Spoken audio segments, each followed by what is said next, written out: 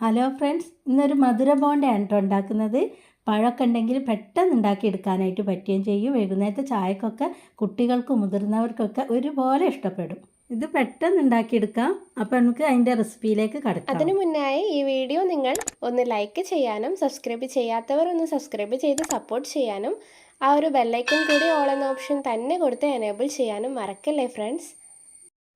അതിനായിട്ട് ഇവിടെ ഞാൻ 3 പഴുത്ത പഴമാണ് എടുത്തത്. നല്ലോണം പഴുത്ത പഴമാകുമ്പോൾ നല്ല ടേസ്റ്റ് ഉണ്ടാവും. അപ്പോൾ നമുക്ക് പഞ്ചസാരയൊക്കെ കുറച്ച് ചേർത്ത് കൊടുത്താൽ മതി. ഞാനിപ്പോൾ ഇവിടെ ഒരു തേങ്ങ ചിരകി എടുത്ത് വെച്ചിരിക്കണേ. ഇത് നമുക്ക് ആവശ്യാനുസരണം ഇട്ട് കൊടുക്കുക. തേങ്ങ കൂടുതൽ ഇട്ടാൽ നല്ല ടേസ്റ്റ് ഉണ്ടാവും. ഞങ്ങൾ ഇത് ഫുള്ള് ഇട്ട് കൊടുത്തിട്ടില്ല കേട്ടോ. ഇടുമ്പോൾ ഞാൻ പറഞ്ഞുതരാം. ആ പഴം ഞാൻ തൊലി കളഞ്ഞിട്ട് ഇതേപോലെ ഒന്ന് കട്ട് ചെയ്ത് വെച്ചിട്ടുണ്ട്. അത് നമുക്ക് എങ്ങനെയും കട്ട് ചെയ്തെടുക്കാം. ഒരുപാട് കനത്തിൽ കട്ട് ചെയ്യാൻ ഞാൻ മതി. ഇനി ഞാനൊരു പാന് അടുപ്പത്ത് വെച്ചെടുത്തിട്ടുണ്ട്. പാൻ നല്ല ചൂടാകുന്ന സമയത്ത് ഞാൻ ഇതിലേക്ക് ഒരു 2 സ്പൂണ് നെയ്യ് ഒഴിച്ചു കൊടുക്കുന്നുണ്ട്. ഞാനിവിടെ എടുക്കുന്നത് പശു നെയ്യാണേ. ഏത് നെയ്യിലും ചെയ്യാം. പശു നെയ്യൊക്കെ എടുക്കുമ്പോൾ ഒന്ന് ടേസ്റ്റ് കൂടും. നെയ്യ് നല്ലോണം ചൂടായി കഴിഞ്ഞാൽ ഇതിലേക്ക് നമുക്ക് കുറച്ച് അണ്ടിപ്പരിപ്പ് ഒന്ന് വറുത്തെടുക്കാം. അണ്ടിപ്പരിപ്പ് മുന്തിരിയൊക്കെ ഇഷ്ടാനുസരണം ചേർത്ത് കൊടുക്കാം. അണ്ടിപ്പരിപ്പും ചേർത്ത് അണ്ടിപ്പരിപ്പ് ഒന്ന് മൂത്ത് വരുന്ന സമയത്ത് ഇതിലേക്ക് കുറച്ച് കിസ്മിസ് കഴുകി ചേർത്ത് കൊടുക്കുന്നുണ്ട്. ഉണക്കമുന്തിരി. ആ മുന്തിരി നമ്മൾ കഴുകി ഇതിൽ ചേർത്ത് കൊടുക്കുമ്പോൾ വെള്ളമൊക്കെ ഉണ്ടാവും കേട്ടോ. അതൊക്കെ ഒന്ന് പൊട്ടി തെറിച്ച് കഴിഞ്ഞാൽ ഈ മുന്തിരിയൊക്കെ ഒന്ന് വീർത്ത് വരും. ആ സമയത്ത് നമുക്ക് അണ്ടിപ്പരിപ്പും മുന്തിരിയും ഇതിൽ നിന്ന് കോരി മാറ്റാം. അണ്ടിപ്പരിപ്പും മുന്തിരിയും ഞാൻ ഇതിൽ നിന്ന് കോരി മാറ്റിയതിന് ശേഷം അതേ നെയ്യിലേക്ക് തന്നെ ഈ അരിഞ്ഞു വെച്ച പഴം ചേർത്ത് കൊടുക്കുകയാണ്. അപ്പോൾ നെയ്യ് കൂടുതൽ വേണ്ടിയവർക്ക് ഒരു സ്പൂണും കൂടിയൊക്കെ ചേർത്ത് കൊടുക്കാം കേട്ടോ. ഞങ്ങൾ ആ 2 സ്പൂൺ തന്നെ എടുത്തിട്ടുള്ളൂ. കാരണം അതൊരു നോൺ സ്റ്റിക്കിൻ്റെ പാത്രമല്ല, അപ്പോൾ ഒരുപാട് നെയ്യിൻ്റെ ആവശ്യമില്ല.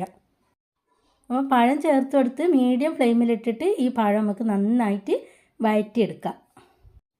അപ്പോൾ ഇങ്ങനെ ഇളക്കി കൊടുത്തുകൊണ്ടേ ഇരിക്കണം കേട്ടോ. അത് നല്ലോണം വെന്ത് ഉടഞ്ഞ് വരണം. ആ സമയം വരെ നമുക്കിത് ഇളക്കി കൊടുത്തുകൊണ്ടിരിക്കുക. അപ്പോൾ ഇതിലേക്ക് ഞാൻ മധുരത്തിനായിട്ടൊരു 3 സ്പൂണ് പഞ്ചസാര ചേർത്ത് കൊടുക്കുന്നുണ്ട്. പഞ്ചസാരയൊക്കെ നിങ്ങളെ ഇഷ്ടാനുസരണം ചേർത്ത് കൊടുക്കുക. എൻ്റെ കയ്യിലുള്ള പഴം നല്ല മധുരമുള്ള പഴയനു. നല്ല തൊലി കറുത്ത പഴത്തിനൊക്കെ നല്ല മധുരം ഉണ്ടാകുമല്ലോ. അപ്പം കുറച്ച് പഞ്ചസാര ചേർത്ത് കൊടുത്താൽ മതി. ഇനി ആ പഞ്ചസാര ഒന്ന് ചേർത്ത് നന്നായി ഇളക്കി യോജിപ്പിക്കുക. പഞ്ചസാരയൊക്കെ ഈ പഴത്തിൽ നന്നായി കുടിക്കട്ടെ. ആ പഞ്ചസാരയും ചേർത്ത് നന്നായി ഇളക്കി കൊടുത്തുകൊണ്ടിരിക്കുക. പഞ്ചസാരയിലുള്ള വെള്ളവും പഴത്തിലെ വെള്ളമൊക്കെ ഒന്ന് വറ്റി ഈ പാനിൽ നിന്നൊന്ന് വിട്ട് വരുന്നൊരു പരുവത്തിൽ നമ്മളിത് വഴറ്റിയെടുക്കണം കേട്ടോ. അപ്പോൾ ഇത് കുറച്ചൊരു കളറൊക്കെ മാറി വരും. നമ്മൾ പഴമൊക്കെ വാട്ടുമ്പോൾ ഉണ്ടാവില്ല ഒരു ഗോൾഡൻ കളറ്, അതുപോലെ ആയി വരും. അപ്പോൾ ഈ പഴത്തിൻ്റെ കളറൊക്കെ ഒന്ന് മാറി വന്നാൽ ഇതിലേക്ക് തേങ്ങ ചേർത്ത് കൊടുക്കുക. അപ്പോൾ തേങ്ങയ്ക്ക് ഒരു പ്രത്യേക കണക്കൊന്നുമില്ല കേട്ടോ. നിങ്ങൾക്ക് എത്രയാണോ ഇഷ്ടം അതിനനുസരിച്ച് തേങ്ങ ഇട്ട് കൊടുക്കുക. ഞാനിവിടെ ഒരു തേങ്ങയിനല്ല ചിരകി എടുത്തത്. ഞങ്ങളിതൊരു മുറി തേങ്ങയിലും അധികം ഇവിടെ ഇട്ട് കൊടുത്തിട്ടുണ്ട്. ഒരു തേങ്ങൻ്റെ 3/4 ഭാഗവും തേങ്ങ ഇതിലേക്ക് ചേർത്ത് കൊടുത്തിട്ടുണ്ട്. ആ തേങ്ങയും ചേർത്ത് നന്നായി ഇളക്കി യോജിപ്പിച്ചെടുക്കുക. തേങ്ങ ചേർത്ത് നന്നായി ഇളക്കിയതിന് ശേഷം ഇതിലേക്ക് 1/4 ടീസ്പൂണ് ഏലക്കായൻ്റെ പൊടി ചേർത്ത് കൊടുക്കുന്നുണ്ട്. പിന്നെ ഒരു പിഞ്ച് ഉപ്പും ചേർത്ത് കൊടുക്കണം. മധുരമൊന്ന് ബാലൻസ് ചെയ്യാൻ വേണ്ടിയിട്ട് കൂടി പോകരുത്. എന്നിട്ട് നന്നായി ഇളക്കി യോജിപ്പിച്ച് ഫ്ലെയിം ചെറിയ ഫ്ലെയിമിലാക്കി വെച്ചാൽ മതി കേട്ടോ ഈ സമയത്ത്. ഇനി നമുക്കിത് പണിയൊന്നുമില്ല. മധുരം ഇല്ലെങ്കിൽ ഈ ടൈമിൽ നിങ്ങൾക്ക് ഇതിൽ പഞ്ചസാര ചേർക്കണമെങ്കിൽ ചേർത്ത് കൊടുക്കുക.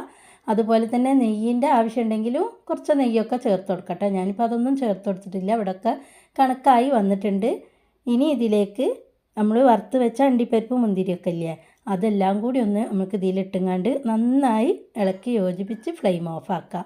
ഇനി ഞാനിതൊരു പ്ലേറ്റിലേക്ക് മാറ്റിയിട്ടുണ്ട് കേട്ടോ. നന്നായി ചൂട് തണിയട്ടെ, എന്നിട്ട് നമുക്കിത് ബോൾസ് ആക്കി എടുക്കാൻ പറ്റുള്ളൂ. അപ്പോൾ ഇത് നന്നായി ചൂട് തണിഞ്ഞാൽ നല്ലോണം ഉരുളാക്കി എടുക്കാൻ പറ്റും കേട്ടോ. അത് കുറച്ച് ചൂടുണ്ട്. അപ്പോൾ ഉരുളയാക്കുമ്പോൾ നിങ്ങൾക്ക് എത്രയാണോ വലുപ്പം വേണ്ടിയത് ആ വലുപ്പത്തിനനുസരിച്ച് ഉരുളയാക്കി എടുക്കാം. അപ്പോൾ ഞാനെല്ലാം ഒരു മീഡിയം വലുപ്പത്തിലാട്ടോ ഇവിടെ ഉരുളാക്കി എടുത്തത്. അപ്പോൾ ഇതെല്ലാം ഞാൻ ഇതേപോലെ ഉരുളാക്കി എടുത്തിട്ടുണ്ട്.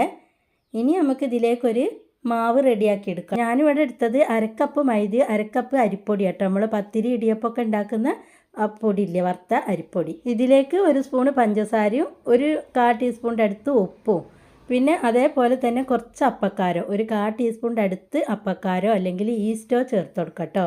ഞാനിവിടെ അപ്പക്കാരാണ് ചേർത്ത്. എന്നിട്ട് കൈകൊണ്ട് നന്നായി ഇളക്കി യോജിപ്പിച്ചതിന് ശേഷം എടുത്ത് അടച്ച് വെച്ചതാണ്. അത് ഞാനിവിടെ രാവിലെ മാവ് കൂട്ടി വെച്ചാട്ടോ. വൈകുന്നേരമാണ് ഉണ്ടാക്കുന്നത് വെച്ചാൽ നമ്മളിത് കുറച്ച് നേരത്തെ ഒരു 4-5 മണിക്കൂർ മുൻപ് തന്നെ ഈ ഒരു മാവ് റെഡിയാക്കി വെച്ചാൽ നന്നായി പുളിച്ച് പൊങ്ങി വരും.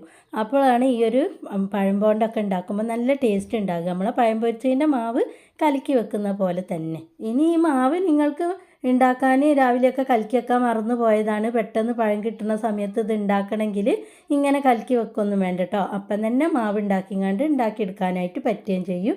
പക്ഷെ അത്ര നന്നാവില്ല, അത്രയേ ഉള്ളൂ. അങ്ങനെ എടുത്ത് വെച്ച മാവാണ് കേട്ടോ ഇത്. ഇത് കണ്ടില്ലേ, നന്നായി പൊന്തി വന്നിട്ടുണ്ട് ഈ മാവ്. ഇനി നമുക്ക് ജസ്റ്റ് ഇതൊന്ന് ഒരു സ്പൂൺ കൊണ്ടൊന്ന് ഇങ്ങനെ ഇളക്കി കൊടുക്കാം. ഇനി ഇത് നമുക്ക് ഓരോ ഉരുളി ഇതിൽ മുക്കിയിട്ട് വേണം പൊരിച്ചെടുക്കാനായിട്ട്. അപ്പോൾ അതിനായിട്ട് ഞാനിതാ ഇവിടെ ഒരു ചീനച്ചട്ടിയിൽ കുറച്ച് സൺഫ്ലവർ ഓയിൽ ഒഴിച്ചു കൊടുത്തിട്ടുണ്ട്. ഓയിൽ നന്നായി ചൂടാകുമ്പോൾ ഈ മാവിൽ ഓരോ പഴത്തിൻ്റെ ബോണ്ടയും മുക്കിയെടുത്തുങ്ങാണ്ട് സ്പൂൺ കൊണ്ടോ കൈ കൊണ്ടോ ഇട്ട് കൊടുക്കാം കേട്ടോ. നിങ്ങൾ എളുപ്പം എങ്ങനെയാണെന്ന് നോക്കിയിട്ട് അതിനനുസരിച്ച് ഇട്ട് കൊടുത്താൽ മതി.